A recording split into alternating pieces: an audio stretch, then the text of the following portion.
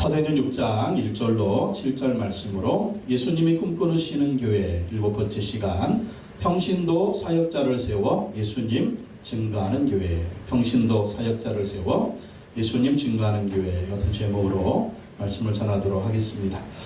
이번에 설 명절에 시골에 가서 형제들을 만나고 왔습니다. 제일 좋은 소식은 머리에 종양 제거 수술을 했던 다섯째 형님이 형수님과 함께 교회를 다니기 시작한 것입니다. 설날 아침에 가정 예배 드릴 때 제 앞에서 항상 이제 명절 때는 제가 설교하니까 제 앞에서 무릎을 꿇고 예배를 드렸어요.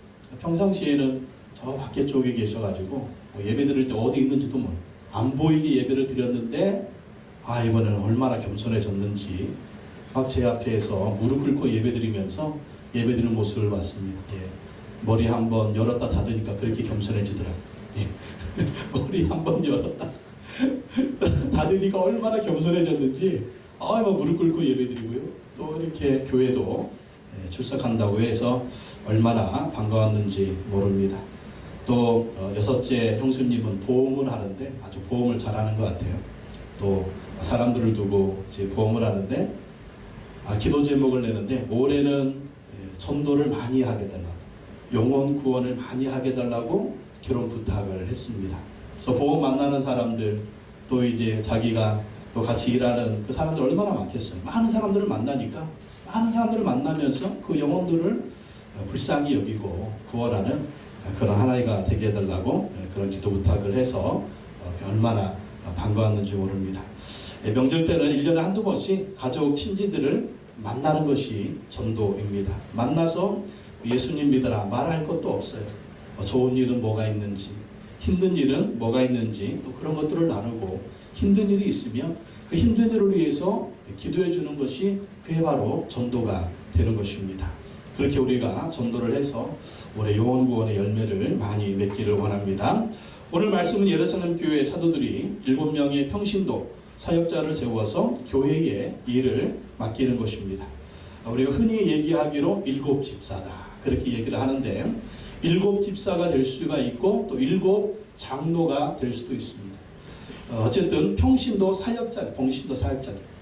사역자들을 세워서 교회를, 사도들을 도와서 함께 교회를 섬기고 함께 영혼을 섬기는 그러한 일을 했다라는 것입니다.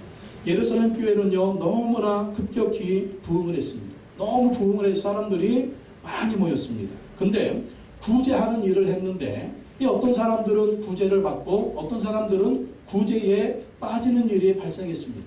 그러니까 구제에 빠지는 사람들이 막 불만이 일어나게 되는 것이죠. 그러니까 12명의 사도들이 모든 것을 다 했으니까 정말 이 많은 성도들을 제대로 챙길 수가 없는 겁니다. 그래서 평신도 사역자들을 세워놓고 그 평신도 사역자들이 사도들을 도와서 함께 교회를 세우고 또 봉사를 감당할 때 사역을 잘 분담해서 했을 때 교회가 또 아름답게 부흥한 것을 볼 수가 있습니다. 오늘날로 말하면 목사뿐만 아니라 장로, 권사, 안수집사, 집사를 세워가지고 일을 분담하는 것입니다. 사역을 분담해서 함께 동역을 할 때 또 교회가 아름답게 세워지는 그러한 일이 있다라는 것입니다. 오늘 말씀을 통해서 우리가 어떤 주님의 일꾼들이 되어야 하는지 살펴보도록 하겠습니다. 첫째, 예루살렘 교회에 제자들이 많아져서 문제가 발생했습니다. 사도행전 6장 1절 말씀 다시 한번 읽어보겠습니다. 그때에 제자가 더 많아졌는데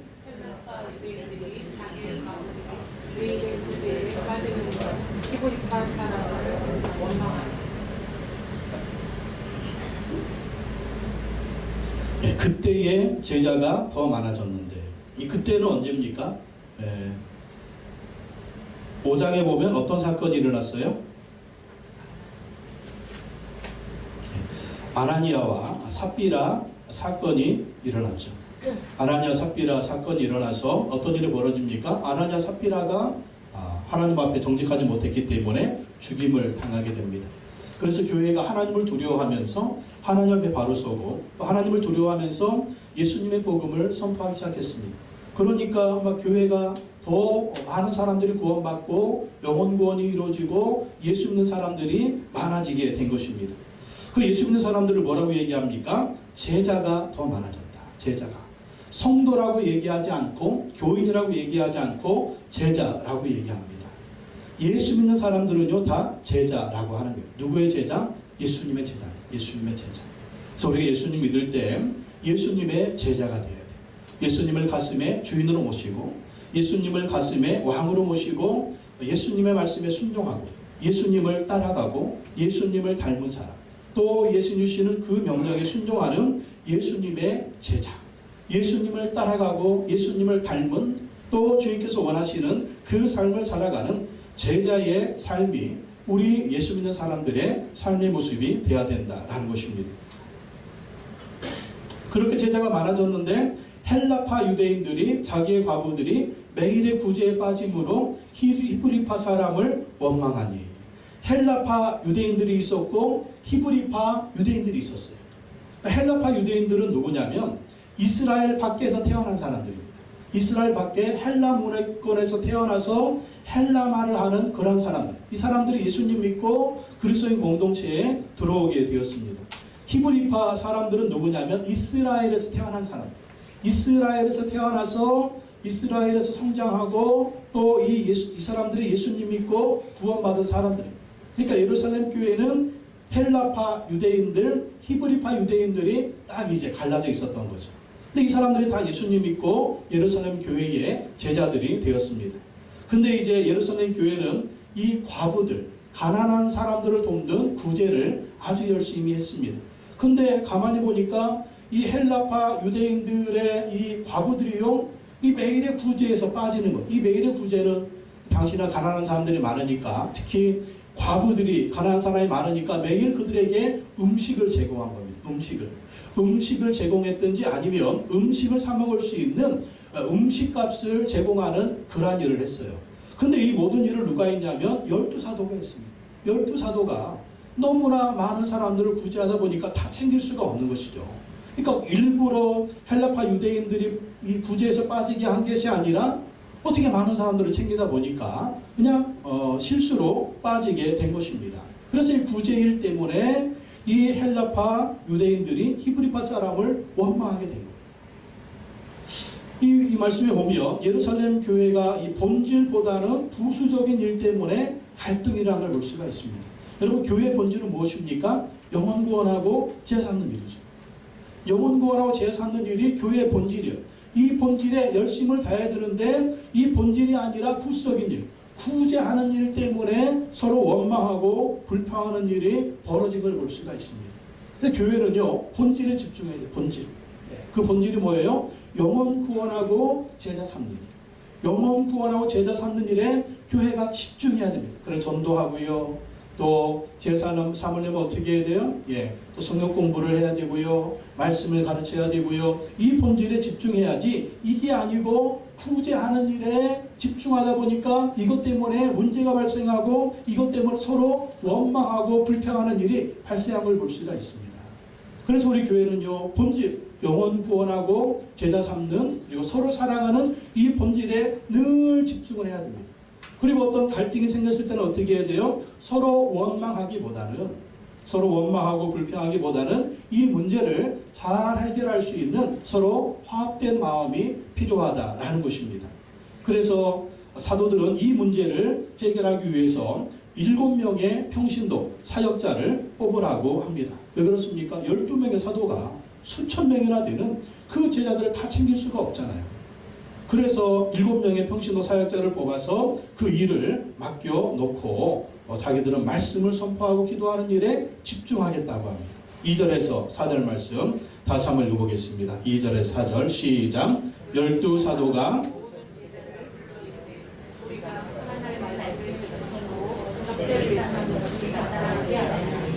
형제들아, 너희 가운데서 성령과 지혜가 충만하여 칭찬받는 사람 7을 택하라.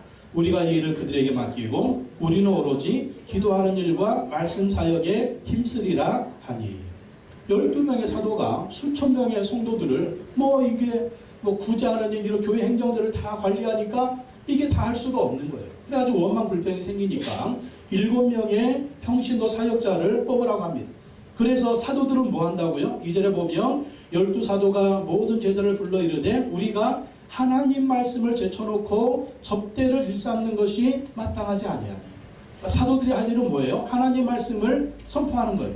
4절 말씀에 우리는 오로지 기도하는 일과 말씀 사역에 힘쓰리라. 사도들이 할 일은 뭐라고요? 오로지 기도하는 일과 말씀 사역. 오로지 기도하는 일과 말씀 사역에 힘쓰는 것이 사도들이 할 일을 하는 것입니다. 기도하는 건 뭡니까? 그렇죠. 말 그대로 기도하는 것이죠. 열심히 기도하는 것이 사도들이 할 일. 또 말씀 사역은 무엇입니까? 설교하는 것이고, 또 성경을 가르치는 것이고, 또 이 말씀을 전하는 그 사역이 말씀 사역이에요. 그래서 사도들은요, 기도하는 일과 말씀 사역에 전무해야 됩니다. 그러니까 오늘날로 말하면 단임 목사가 할 일이 무엇이다? 단임 목사는 기도하는 일과 말씀 사역에 힘을 써야 됩니다. 열심히 기도해야 되고요. 또 말씀을 잘 가르쳐야 되고요. 말씀을 잘 전해야 되고요. 또 설교를 잘 해야 되고요. 또 이 말씀을 성도님들에게 잘 가르치는 성경 공부를 시켜야 돼요. 성경 공부. 왜 이런 일을 해야 됩니까? 정말 사역은, 사도행전에 보면 사역은 누가 하는 것이냐? 사역은요, 모든 성도들이 해야 돼요. 모든 성도들이. 성도들이 하나님의 말씀 배우고 하나님의 말씀 공부하고 또 그렇게 해가지고 전도하는 일을 하고 성도인들을 섬기고 또 목양하는 일을 성도들이 해야 돼요. 이 일을 할 수 있도록 담임 목사는 성도들을 훈련시켜야 돼요. 전도 훈련을 시키고 또 말씀 훈련을 시키고 또 목장 모임에서 목자 목녀를 할 수 있는 그런 훈련을 시키고 그 훈련을 담임 목사가 시켜야 된다. 그래서 성도인들이 그 삶의 현장에서 전도도 열심히 하고 또 영혼 구원하고 영혼 섬기고 그러한 일을 잘 할 수 있도록 목사는 그러한 일에 성도인들을 준비시켜야 돼요. 이게 기도 사역이고 이게 말씀 사역이라는 것입니다. 에베소 4장 11절 12절 말씀에 보면은요, 우리 다시 한번 읽어볼까요? 시작. 그가 어떤 사람은 사도로, 어떤 사람은 선지자로, 어떤 사람은 복음 전하는 자로, 어떤 사람은 목사와 교사로 삼으셨으니.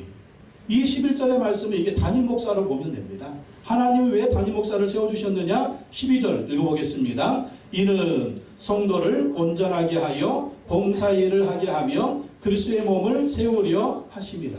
하나님이 교회에 왜 담임 목사를 주셨다고요? 이는, 그 이유는 무엇이냐? 성도를 온전하게 하여. 그러니까 성도님들을 예수님의 제자로 잘 세워야 된다. 뭘로? 말씀으로 가르치고 또 전도를 가르치고 또 본을 보여서 그렇게 말씀으로 성도를 온전하게 주님의 일꾼으로 준비시켜야 된다는 것입니다. 그래서 뭐 하라고요? 봉사의 일을 하게 하며. 봉사하는 봉사자로 세워야 된다. 장로로 세우고 권사로 세우고 안수집사로 세우고 집사로 세우고 목자 목녀로 세워가지고 뭘 하게 한다? 그리스도의 몸을 세우려 하시니. 그리스도의 몸이 무엇입니까? 교회입니다. 교회. 교회를 세우도록. 교회를 세우는 일꾼이 되도록 평신도들이, 성도들이 열심히 봉사를 해서 교회를 세우고 영혼 구원하며 제자 삼는 그 일을 하도록 담임 목사는 성도인들을 준비시켜야 된다는 것입니다. 그렇게 해서 이 담임 목사가 리더십을 발휘해서 성도인들을 준비시키고 봉사를 하게 했을 때 또 우리 성도인들이 준비가 되어서 열심히 봉사하고 나갈 때 그리스도의 몸된 교회가 세워지게 되는 것입니다. 그래서 담임 목사는 기도하는 일과 말씀 사역에 힘을 써야 되고요. 또 성도인들은 하나님 말씀을 공부하고 배우고 또 담임 목사의 리더십에 순종을 해서 봉사에 하는 일꾼으로 준비되어야 돼요. 그리고 각자가 맡은 사역대로 또 은사대로 봉사를 해서 교회를 아름답게 세워야 된다라는 것입니다. 이게 바로 담임 목사가 할 일이고 또 성도인들이 할 일이다라는 것입니다. 그래서 12사도들은 7명의 일꾼을 택하고 이 일을 맡기겠다고 합니다. 근데 12명의 사도들이 7명의 일꾼을 택하고 일을 맡기는데 누구한테 뽑으라고 합니까? 제자들한테 뽑으라. 제자들한테. 너희가 뽑아라.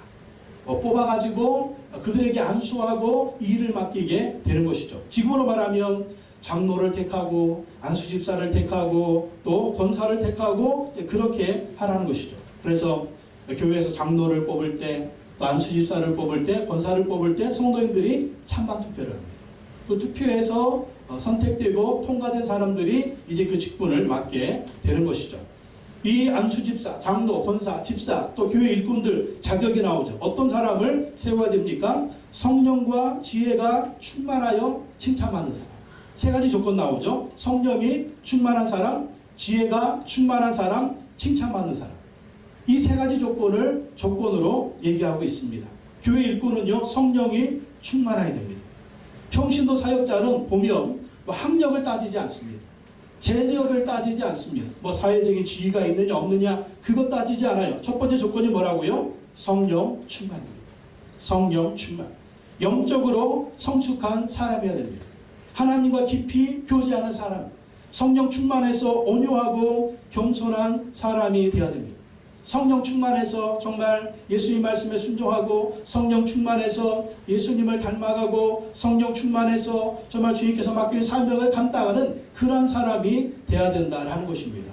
그래서 성령 충만한 사람들이 사도들과 함께 사역을 감당한 것처럼 성령 충만한 사람들이 담임 목사를 도와서 교회를 섬기는 사람이 되어야 된다는 것입니다. 우리 기아성은요, 목사든 장로, 권사, 안수이사, 집사는 담임 목사의 동역자들입니다. 담임 목사의 동역자로 담임 목사를 도와서 신방하고 성도를 섬기고 교회를 세우는 일을 잘 감당하는 자들이 일꾼의 조건이에요. 그래서 성령 충만해서 담임 목사를 도와서 교회를 세워야 합니다. 또 두 번째 조건이 뭐예요? 지혜가 충만해. 지혜가 충만. 일꾼들은요, 지혜가 있어야 돼요. 어떤 사람은 성격이 순수하고 믿음과 성령이 충만하지만 지혜가 없는 사람. 그러니까 지혜가 없어가지고 할 말 못할 말 구분을 못하고 막 해대는 사람이 있는데 절대 그러면 안 됩니다. 지혜롭게 말을 해야 되고 또 지혜롭게 덕을 끼치는 그러한 사람이 돼야 됩니다. 지혜롭게 분별력이 있어야 돼요. 지혜롭게 사리 판단을 할 줄 알아야 됩니다. 또 지혜롭게 조직이 뭔가를 알아야 돼요. 조직. 그러니까 직분자를 세우면 목사, 장로, 또 안수집사, 권사집사 이렇게 세우잖아요. 이 조직인데 이 조직을 잘 이해를 하셔야 됩니다. 그래서 이 리더십에 잘 순종할 줄 알아야 돼요. 그게 지혜로운 사람이에요. 또 교회 문제 하다 보면, 일하다 보면 교회 문제가 얼마나 많이 있어요. 그러니까 이 문제를 보면 지적할 게 참 많죠. 그러나 지혜로운 사람은 지적하는 사람이 아니고 지혜로운 사람은 문제를 잘 해결하는 사람입니다. 그래서 또 문제가 발생했을 때 원망하고 불평하기보다는, 지적하기보다는 그런 것들을 잘 해결할 수 있는 마음을 모으고 또 지혜를 모으는 그러한 일꾼들이 되어야 합니다. 그래서 지혜롭게 담임 목사를 도와서 교회를 잘 세워야 됩니다. 또 일꾼은 칭찬받는 사람, 칭찬받는 사람. 누구한테 칭찬받아야 됩니까? 모든 성도들한테 칭찬받는 사람. 그러니까 칭찬받는 사람이면 사람들에게 존경과 사랑을 받는 사람들. 존경과 사랑받는 사람. 누구를 보니까 참 칭찬할 만해. 참 사람 참 좋은 사람이야. 믿음이 좋은 사람이야. 이렇게 칭찬받는 사람을 세우라는. 그래서 성령 충만한 사람, 지혜가 충만한 사람, 칭찬받는 사람. 이런 사람들을 뽑아서 담임 목사를 도와서 함께 교회를 세우는 일꾼의 사명을 감당해야 된다는 것입니다. 그리고 이제 일꾼이 된 다음에도 어떤 사람이 되어야 돼요? 계속 성령 충만해야 돼요. 계속 지혜가 충만해야 됩니다. 계속 칭찬받는 사람이 되어야 됩니다. 어떤 사람들이 일꾼이 되기 전에는 막 사람이 그냥 막 겸손하고 신실하고 그러다가 어떤 직분만 딱 맡아버리면 사람이 변하는 사람이 있어요.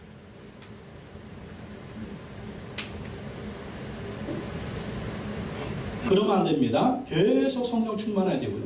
계속 지혜가 충만해야 되고요. 계속 칭찬받는 평신도 사역자가 되어야 됩니다. 그래서 하여간 담임 목사의 동역자로 담임 목사를 도와서 교회를 섬기고 영혼을 섬기고 주께서 맡겨주신 그 사명을 잘 감당해야 할 것입니다.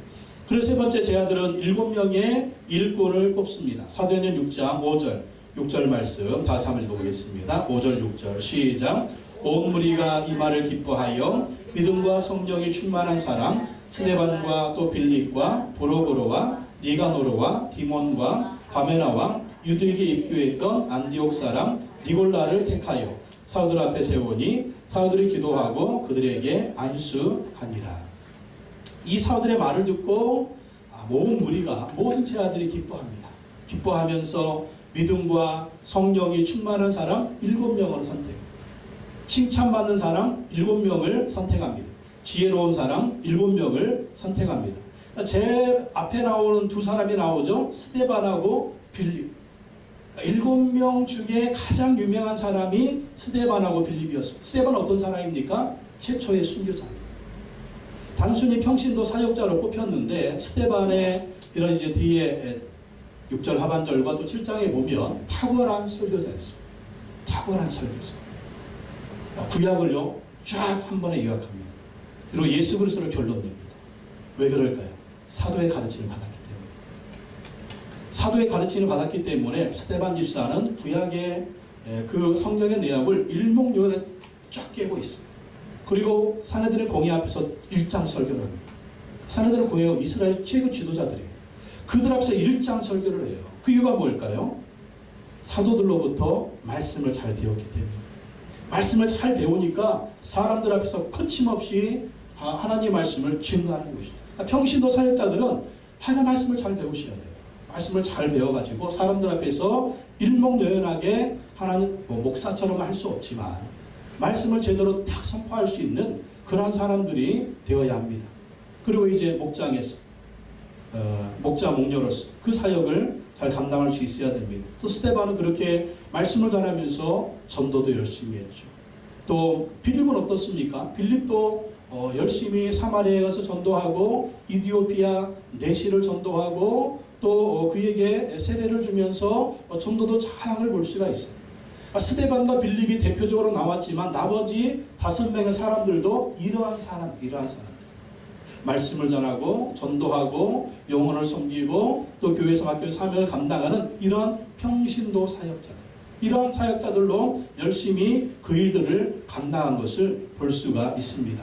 그래서 우리도 이제 장로가 되고 권사가 되고 안수입사가 되고 집사가 되면 이미 그 전에 하나님의 말씀을 배워야 되지만 계속 하나님의 말씀을 잘 배워야 됩니다.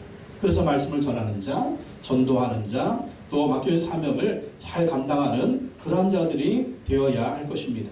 그랬더니 예루살렘 교회에 더 큰 부흥이 일어나게 됩니다. 7절 말씀 다 같이 한번 읽어볼까요? 7절 시작. 하나님의 말씀이 점점 왕성하여 예루살렘에 있는 제자의 수가 더 심히 많아지고 허다한 제사장의 무리도 이 도에 복종하니라.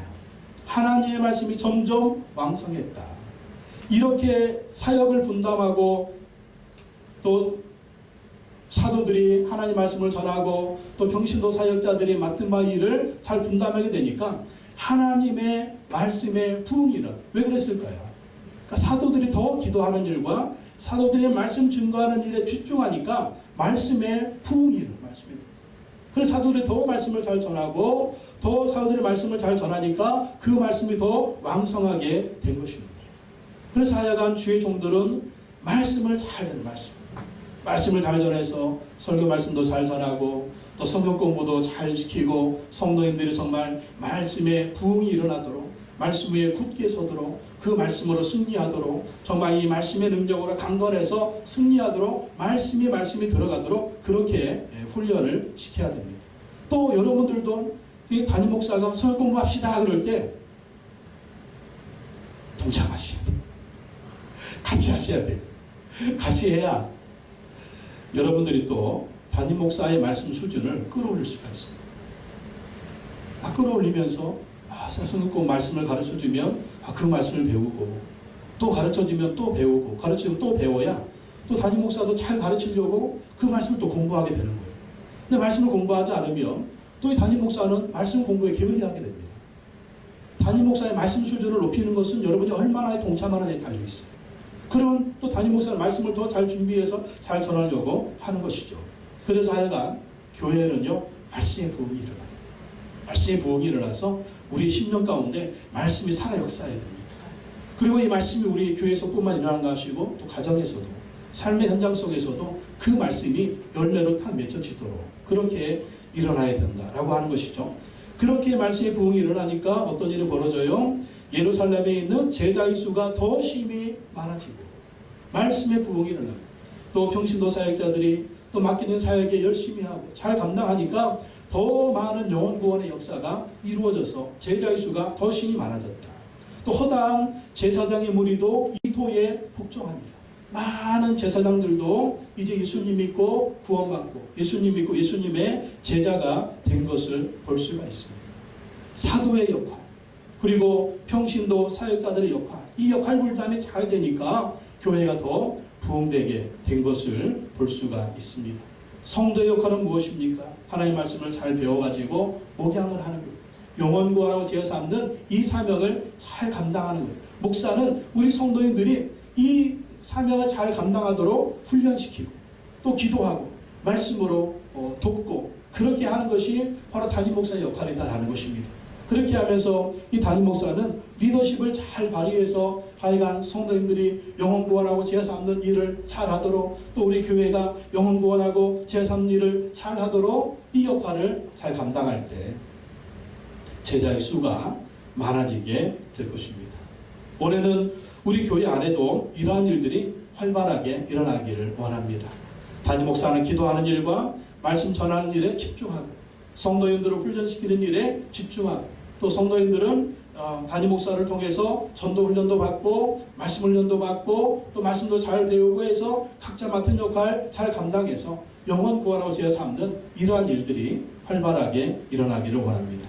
그래서 우리도 이렇게 고백하기를 원합니다. 제자의 수가 더 힘이 많아지고 허다한 제사장의 무리도 이 도에 복종하리라. 판교순복음교회에 제자의 수가 더 많아지더라. 판교순복음교회에 하나님의 말씀이 더 왕성해졌더라. 그래서 판교순복음교회가 더 부흥하게 되었더라. 더 영혼 구원하고 더 제사 삼는 일들이 많이 일어나서 부흥의 역사가 판교순복음교회 가운데 있었더라. 이런 역사가 우리 교회 가운데 있기를 예수님의 이름으로 축원합니다. 우리 말씀 붙들고 한번 기도하겠습니다. 기도하실 때 주여 우리도 주의 종은 기도하는 일과 또 말씀 사역에 힘을 쓰게 하시고 또 우리 성도님들 또 제자들은 하나님 말씀을 잘 배워서 또 영혼 구원하고 제사 삼는 이 사역에 집중하게 하시고 맡겨주신 사역을 잘 감당해서 또 주께서 세워주신 교회를 잘 세우는 그러한 역사가 있게 하여 주옵소서. 우리 한번 교회를 위해서 말씀 붙들고 주를 창하시고 통성으로 기도하겠습니다. 주여 하나님 아버지 하나님 아버지